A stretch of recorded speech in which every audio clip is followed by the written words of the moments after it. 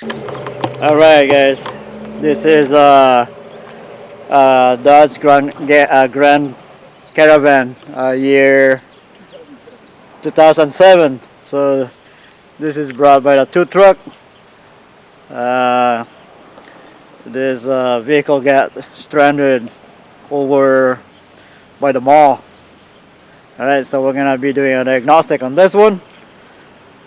So what happened, it just dies while they were uh, driving this vehicle. Alright.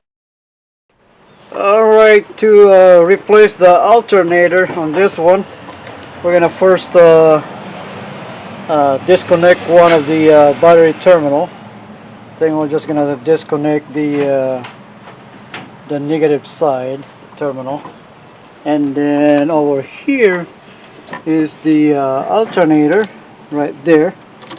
This is the alternator, but we're gonna have to remove this out of the way, and then we'll have to remove the serpentine belt or the drive belt, and then we'll be ready to remove the alternator after that. Okay.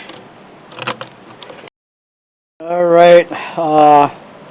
We're ready to remove the serpentine belt, but to make it to have a better access, we may have to remove the tire on the passenger side. Okay, so I'm gonna jack them up, and then we'll remove the tires. Okay. All right.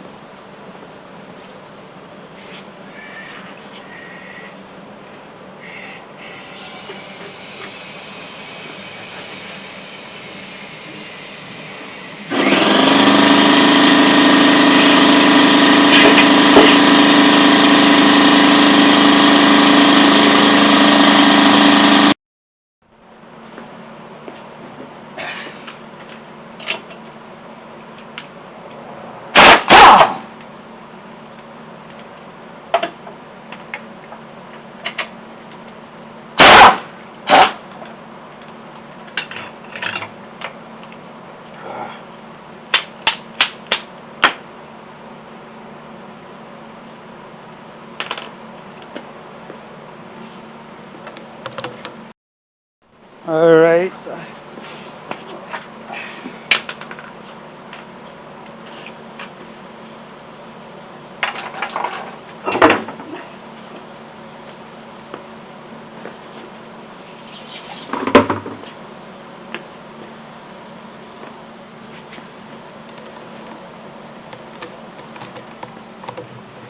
Alright, so what we can do is we want to remove the this cover right here so that we can access the belt. Okay.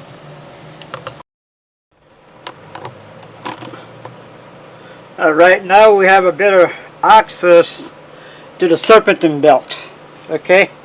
So before removing the serpentine belt, make yourself a schematic. Just like that. It doesn't have to be pretty, as long as you can understand it. Okay. So anyway, now we are ready to remove the serpentine belt.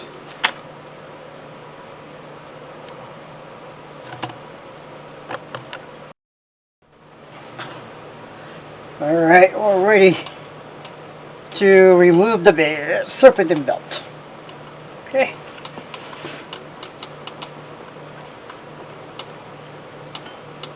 Just like that. Right there.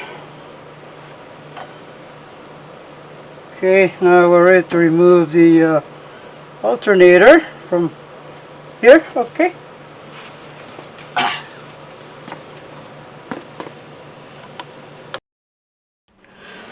Alright, there are two bolts to remove.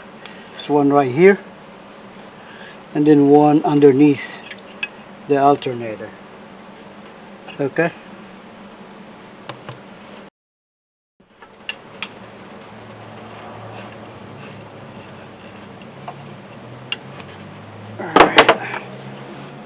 See, I can get it by hand now. Yeah. There's that.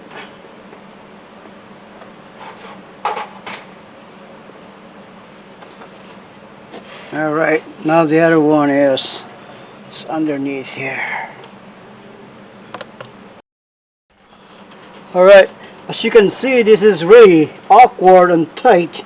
So what I am using is this one right here. See, a ratchet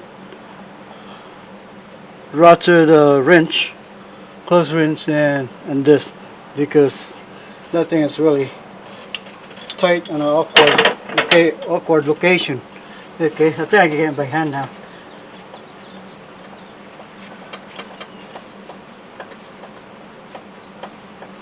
I have to remove the bolts on the alternator first before I can get into the EGR.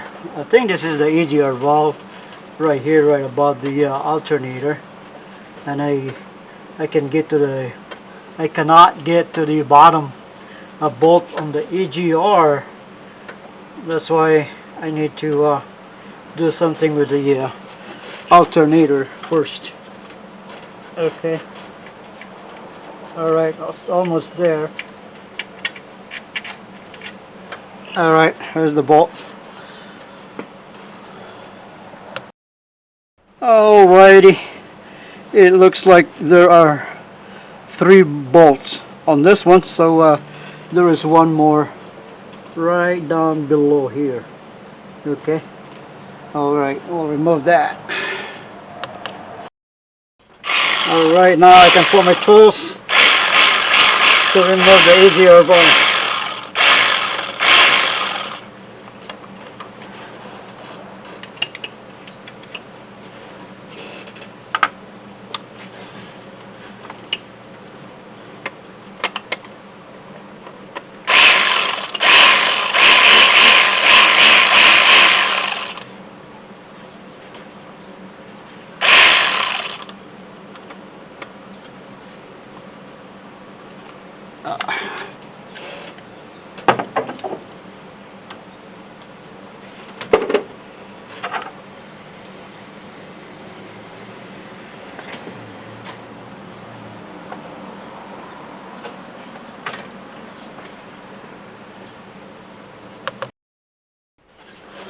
Alright, now we can remove the alternator with no problem. Right there. That's it. There's the alternator. Okay. Then we'll have to compare it with the new one. Alright, on my left is the old one, and on the right is the new one. The orientations are all the same, so we'll just go ahead and install it. Alright, so to install first, you want to put the alternator first in without bolting it up, without putting the bolts. We want to first put the EGR valve, secure it, and then we can start bolting the alternator.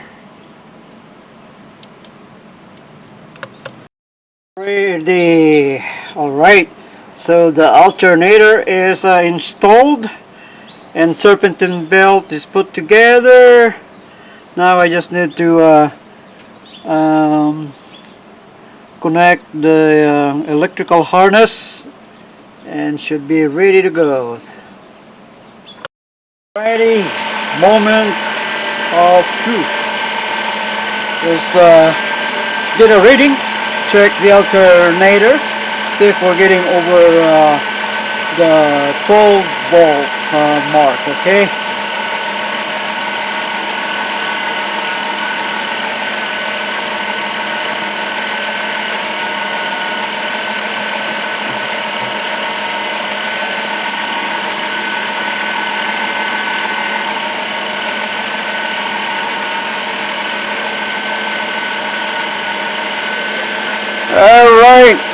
since we're looks like we're getting a 14.15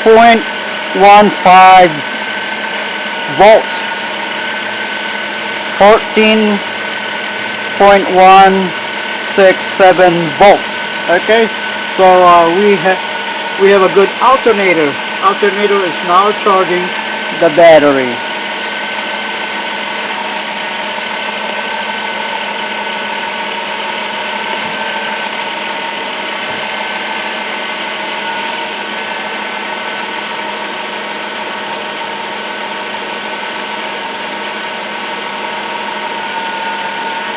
All right, 14.27 volts. There's a voltage drop from the wire from the alternator going into the battery. Not much, but there is a voltage drop there. It's almost 0.1%. I mean 0.1 volt, I should say. Okay. Alright, sounds a lot better now, and thank you for watching my video.